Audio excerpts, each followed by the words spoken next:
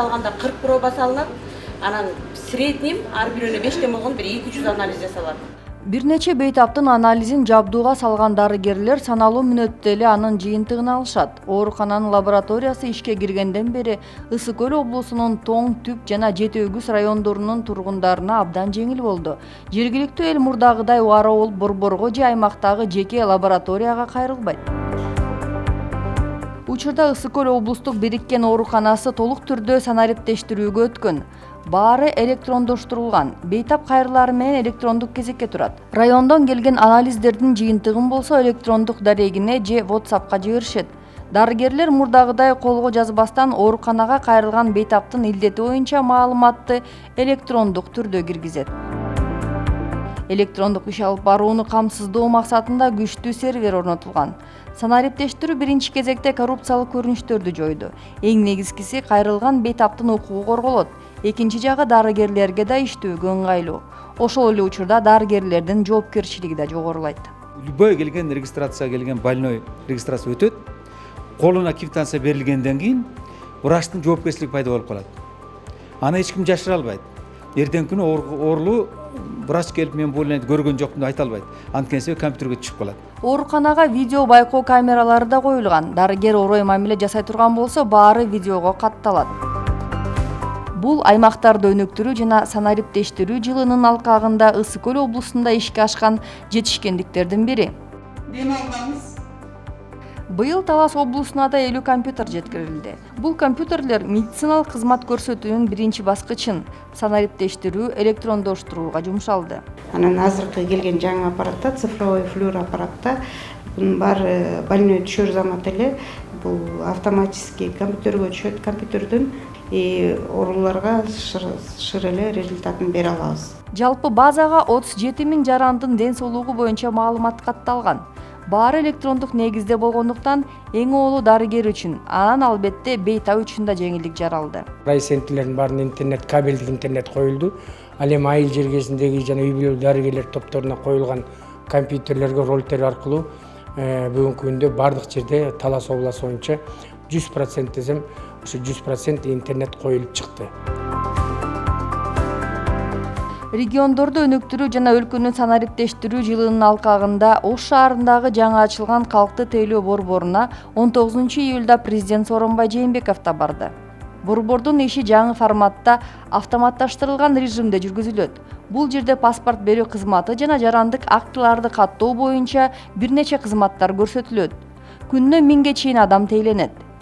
Президент Сооронбай Жээнбеков жаңы борбордун ачылышы жергиликтүү тургундар үчүн мамлекеттик кызмат көрсөтүүлөрдү бир кыйла жеңилдетип, алар үчүн ыңгайлуу шарттарды түзүү мүмкүнчүлүгүн берерин белгиледи.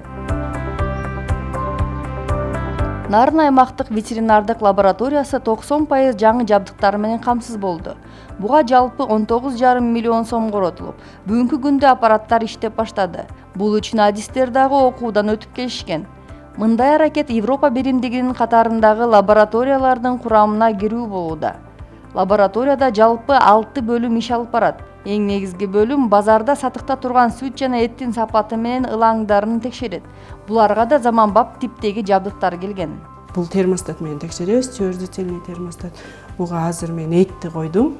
3 сааттан кийин результаты билинет. 64 градуста. Буга этти текшеребиз, сүттү, жумуртканы текшеребиз.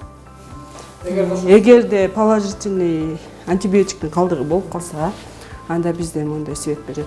Эгер положительный болуп калса, синий свет берет, таза желтый светти берет. Учурдун талабына ылайык жаңыланып жаткан ветеринардык лабораториянын имараты да толук оңдоо түзөөдөн өткөн. Ага жалпы 7 миллион сомдон ашык каражат сарпталды. Адистердин айтымында мурунку жылдагы шарттарды азыркыга салыштырып болбойт, анткени баары тең автоматташтырылган.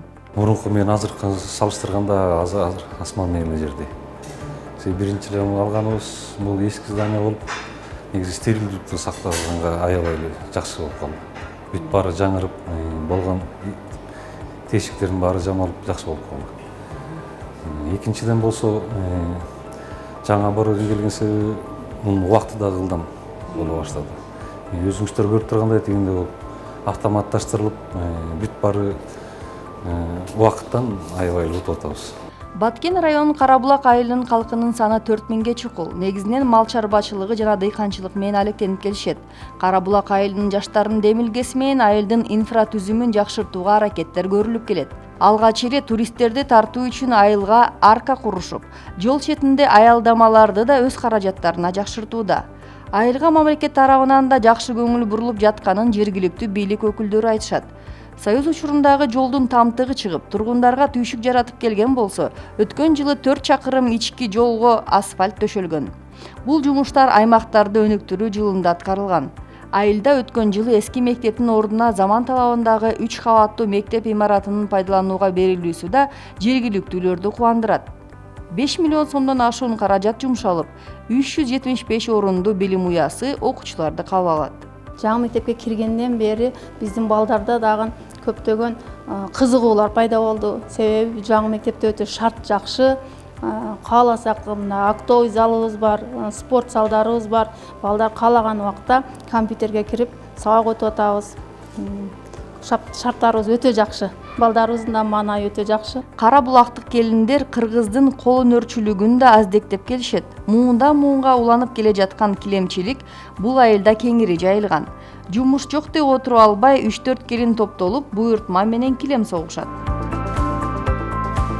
Айылдык келиндер килемчилик аркылуу өздөрүнө жумуш орундарын түзүп алышкан. Бул элет жеринде жумушсуздук күч деген сөздөрдү четке кагат. Аял кишиге жумуш көп болот. Сөзсүз эле үй бүлөлүк бюджетке кожоюндорубуз гана акча табыш керек деген эмес. Ошо төртөөбүздө дагы студентибиз бар. Студенттерди ушинтип эле кол өнөрчүлүк менен эч кандай биз кыйналбайбыз. Айыл жерде кыйын жашоо дейт, бизге кыйын эмес.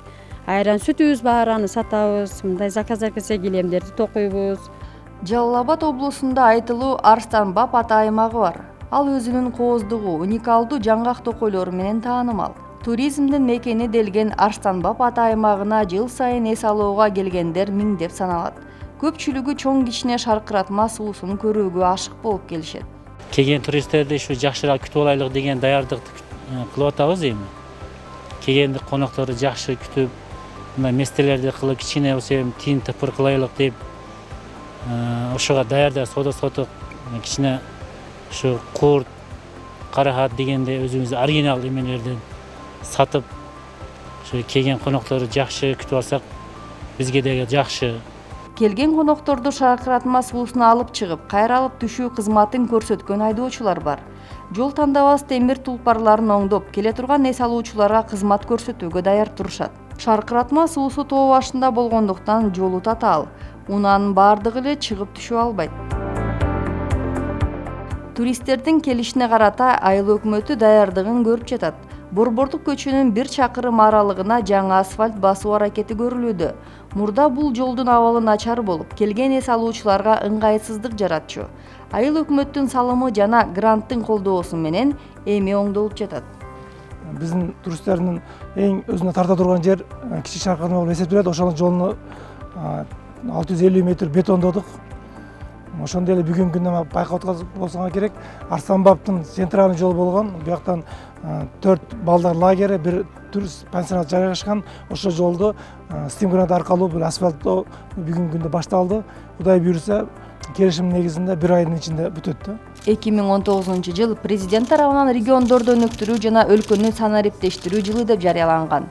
Негизги иш-аракет аймактарды өнүктүрүүгө, жаңы жумушчу орундарды түзүүгө, айыл жеринде ишкерликти өнүктүрүүгө жагымдуу шарттарды түзүүгө багытталган.